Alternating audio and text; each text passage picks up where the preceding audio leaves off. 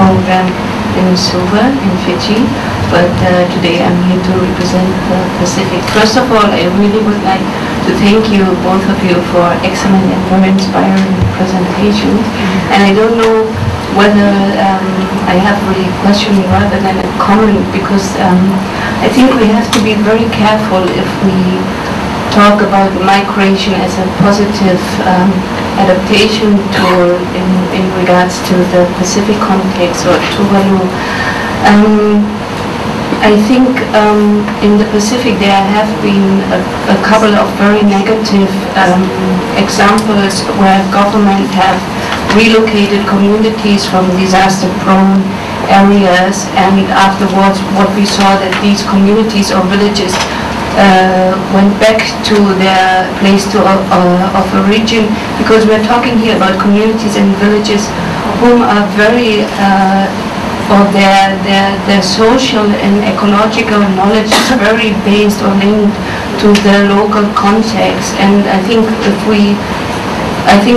point that I want to make is, I think that we have to be very careful and really consider the needs but also the long-term consequences if we want to talk about migration as a positive adaptation tool for the Pacific. Thank you.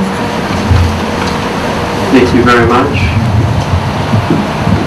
Other comments from the crowd here?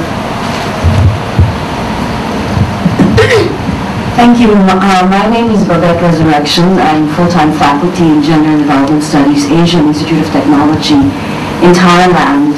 And for many years, since the early 1990s, I've been working on gender environmental issues, and more recently actually on migration issues. And actually, historically, at least in terms of the writing, these two camps often don't converge. So I'm glad that there's this forum for that purpose. I'm struggling a little bit with regards to the issue of causality or causation. Looking at, well, all right, do we have evidence with regards to climate-driven or climate change-driven migration? I mean, is there evidence of this?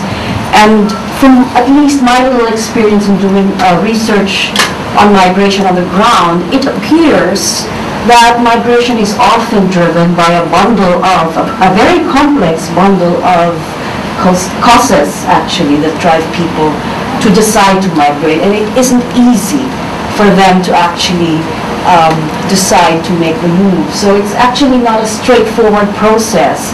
So I was wondering, really, can we isolate climate change as